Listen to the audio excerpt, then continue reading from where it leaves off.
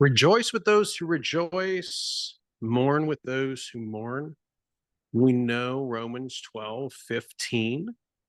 It's a encouragement, challenge for us to bear one another's burdens.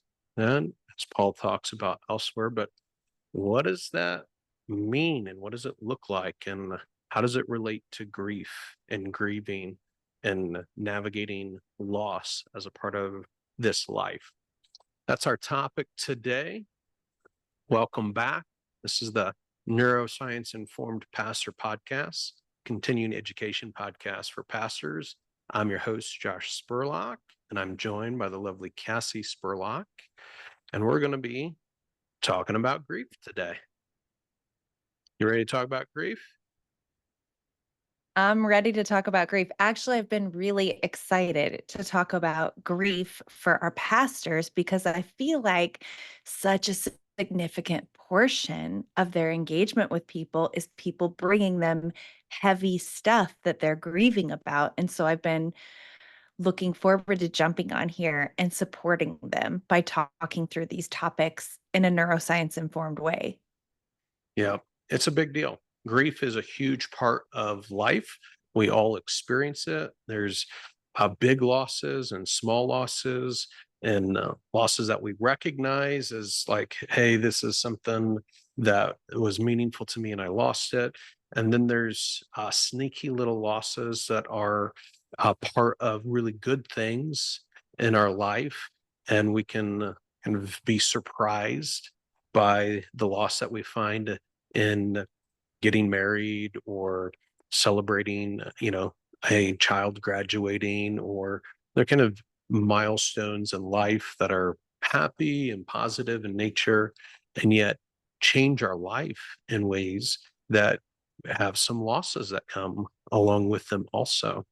And so knowing how Jesus designed the nervous system to metabolize the losses that he knew would be a part of this life and to tap into and utilize the structures that he wired in well is a real gift to every pastor for the navigating the losses in your own life, but also in helping those you serve and care for navigate the losses that are part of their life. Like, it's a skill set worth being really intentional in developing and understanding because you use it every day, every day. So, how do we equip these pastors with this skill set? What does that look like?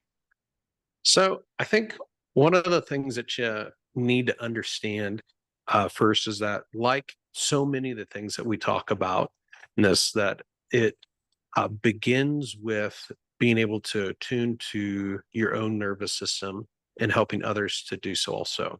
That Jesus wired into our bodies tremendous wisdom, and the sadness that we feel with loss is an indicator that we've experienced a loss of something that matters to us, something that's meaningful. If we're not paying attention to our bodies and what they're telling us, then we're missing out on the information that Jesus wants us to be aware of and equipped with for navigating this life. So we got to pay attention to sadness, because stuffing it down, pushing it away, doesn't make it go away. And it actually just causes it to pile up. Let me just take a second here to ask a detailed question, like what might sadness feel like? A lot of times we are so used to like moving forward in things, we might not even notice what sadness feels like in the body or what grief feels like in the body. Yeah. So, it's a good question. If we're not used to slowing down and paying attention, then we may not even be aware of its presence. But part of what it shows up different ways with different folks, but a lot of times we're looking for tearfulness, which certainly can be the case that we can, have the tears in our eyes as we're experiencing the sadness in that. or the heavy feeling in our stomach, or we might feel some anxiety in response to our sadness. So that would show up as like tightness in our chest and feeling anxious feelings around it. But it can also show up in feeling irritable and angry, and that we can have this response where we're angry about the loss, that it doesn't, we're irritated about the loss. And so underneath that irritation, underneath that anger, can be sadness that's hanging out there, but it shows up maybe initially as anger, and that we're protesting kind of what we have lost. And whether that's big or whether it's small, it's valid and legitimate. Not wanting to be angry about something doesn't make you not angry. Not wanting to be sad about something doesn't make you not sad. That the way to move through those feelings, instead of stuffing them in a sack that you carry around with you, is to actually acknowledge them and engage them with compassion. We actually Can give. we ever stuff them in a sack and like not carry them around with us? Is that a thing? That seems like it'd be easier. No, that's not the way it works. Not unlike your luggage, your baggage always shows up at your new destination. Like, our nervous system is designed to be able to process through these experiences, so we don't have to carry them around. But there's no way to move past them without moving through them. Can't go around them, over them, under them. That we actually have to go through them. Okay. So if we attune to our nervous system, notice sadness, the way to move forward is to go through them. Mhm. How do we do that? Yeah, we call it, processing your feelings through to completion, or feeling them through to completion. It's kind of the language that we talk about in Nick with it. But emotions follow, this is all emotions, a predictable path. It kind of looks like a wave. They build in intensity to a peak, and then they subside on the other side. And the peak, if we allow yourself to feel our emotions, lasts like 15 to 90 seconds, 2 minutes, maybe. It's not real long in that. But instead, if we cut it off or stuff it down, it just becomes this kind of ongoing thing for us. So we got to let ourselves feel the feelings that are there, be curious about them, and then we're able to move through them. Okay. So what comes on the other side when we feel emotions through to completion is the wisdom that comes from emotions, as well as the relief in our body. So like when we're feeling sadness through to completion, part of the way that we know that we have felt it through to completion is we feel the relief in our body. If we don't feel the relief in our body yet, then there's still more to process through. And so we can check in with our body, and it will let us know when we have moved through it. If it doesn't feel good, then you're not moved all the way through it. All emotional experiences have a positive feeling on the other side of them, including sadness, anger, and fear. Any emotion has a positive feeling on the other side when it's been processed through to completion.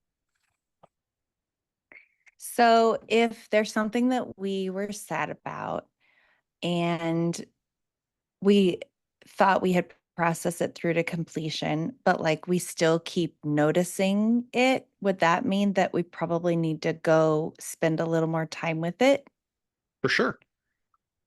Yeah. I mean, your body lets you know. And we can get in this place of being irritated with our experience of life. We call it, having difficulty accepting reality, and that we want reality to bend to us. And so we're like, I'm tired of being sad, tired of crying, I'm tired of grief, I'm tired of this, I just want to be done. And then it's a legitimate frustration, to feel, it just doesn't make it go any faster. like like Darn. wanting to not be sad doesn't make you not sad. Wanting not to feel your feelings doesn't make them not be there. Actually moving through them and processing them through to completion causes them to metabolize and not be there anymore. And so after you get done throwing your tantrum because your emotions don't bend to your will, and but instead they do what they were designed by Jesus to do in your nervous system, then you can keep caring for them as much as they need until you move through to completion. Yeah, because the goal on the other side of these emotions that the Lord allows is maturity, is benefit for us. Like he allows these things to mature us. Mhm. And I love this quote. The goal of grief work is not to move on from the memory or impact of the loss, but to integrate it into one's life in a way that allows for continued growth and personal development. It involves making sense of the loss, attributing meaning to it, and finding a way to continue living with purpose and fulfillment. Like when we when we can see grief through those lenses, I think it can help us have a little more energy when we're done wanting to deal with it. Yeah. It's purposeful. Jesus designed it as a tool and mechanism for metabolizing the hard things that are a part of this life and that he knew would be a part of this life. So it's how we move through those things, and we actually are blessed by them. We actually benefit and kind of grow in our maturity and grow in our wisdom as a result of uh, grieving and moving through things. So, practically, the way that we get that done is we're helping the person's nervous system regulate, so that they can be comforted into a place where they're able to connect and they're able to tolerate difficult feelings they're experiencing. So, we're mourning with those who mourn, we're bearing the burden with them, and that helps their nervous system regulate then.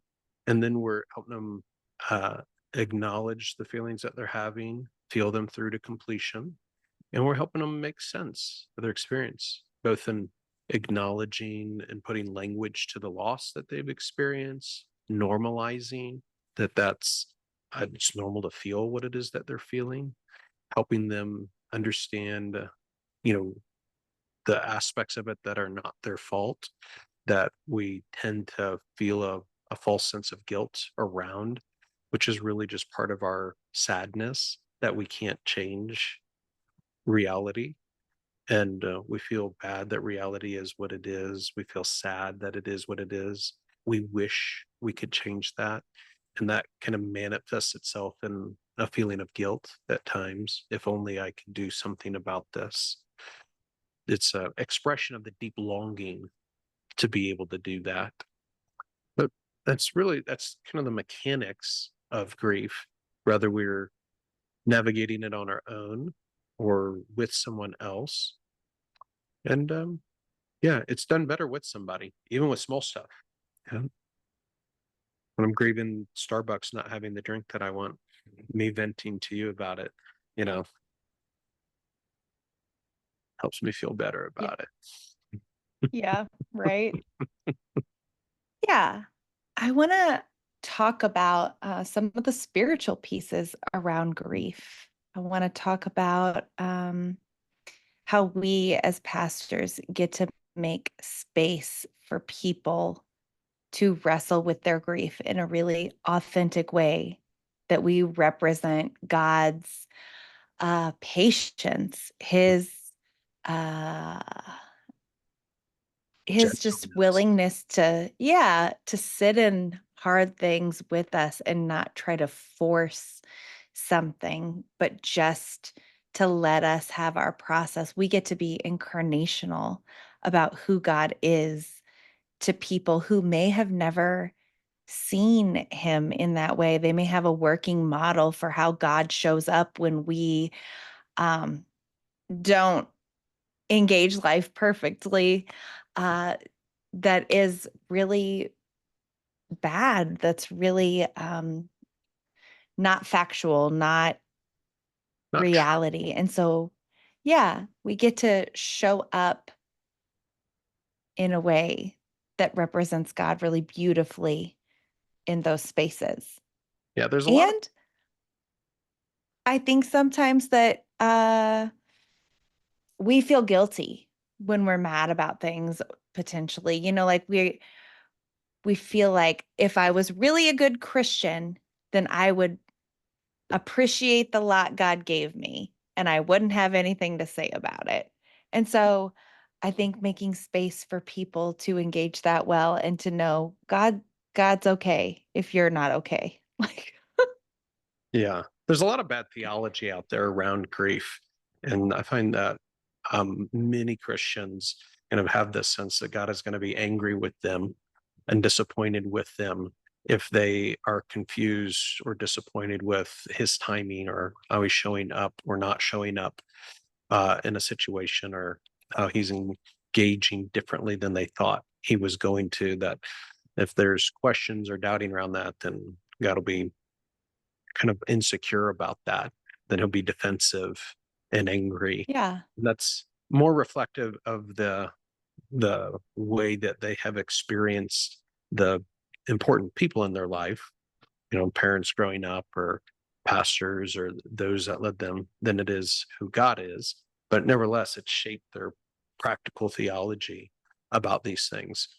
And so we really have the opportunity and the responsibility to help folks know him in truth, and to know that invites us to wrestle with him, invites us to bring our insecurities and our fears and our questions and our struggles and the things we don't understand, and to not be alone with them, but instead to come to him with those things and to be able to entrust it. Like we see it all throughout the scriptures. Like we see it in the Psalms again and again with David kind of Mhm. just going, I don't get it. And I'm disappointed. And how long are you going to let this go on? And why is this there? And that it's not antithetical to faith, that it actually coexists and comes alongside. That the picture of faith that we see in the Psalms is the not wrestling with those things, but holding our faith in the midst of the questions and the doubts and the fears and the tensions, and that both coexist and can Yeah, coexist. how beautiful that David was so authentic about his feelings and Hmm. shared them so enthusiastically. Yeah, And the Psalms call him a man after God's heart. Like right. that, that means so much. Like God is not disappointed in our character. It doesn't mean we're immature if we experience disappointment or grief. Yeah. And When we experience disappointment and grief. right, because it's inevitable. And you see all of the spiritual giants in the scriptures, have their seasons of wrestling with these things.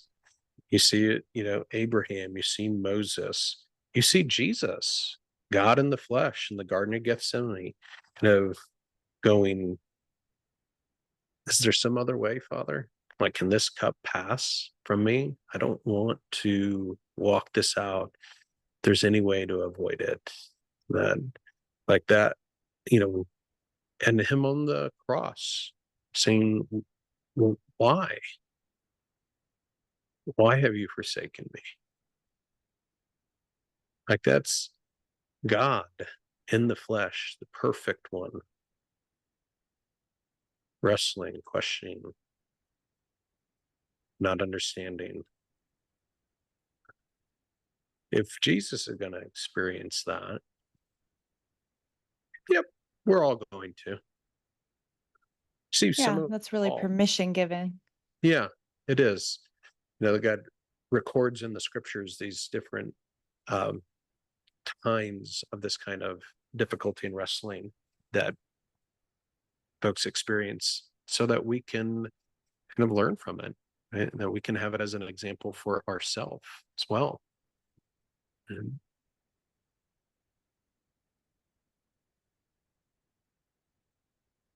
we're going to have it. We're going to go through it. Those that we serve, those that we care for are us holding the space and pointing them back to the Lord and giving them permission to wrestle with him around these things actually produces spiritual maturity. That when we don't have to bottle these things up or pretend like we're not having these very normal fears or doubts or questions, but instead acknowledge the normalcy of them and go to the Lord with them, it will produce maturity. Yeah. Recognizing that we can get stuck there and may need others to come alongside us and bear our burdens, just like we are bearing the burdens for the people that we're loving on. Yes. Hey, thanks for tuning in today. This is the Neuroscience Informed Pastor Podcast, and it's sponsored by My Counselor Online, a leading provider of online faith-based mental health. For more than 17 years, My Counselor Online has partnered with churches and missions organizations to provide high-quality care to their staffs and in the communities they serve across the country and around the world. Because My Counselor Online hires all of its counselors as employees, trains them through a rigorous 2-year postgraduate residency in neuroscience informed Christian counseling, and supervises them by watching their work and coaching them to develop their skills, they consistently have client success rates above 90%.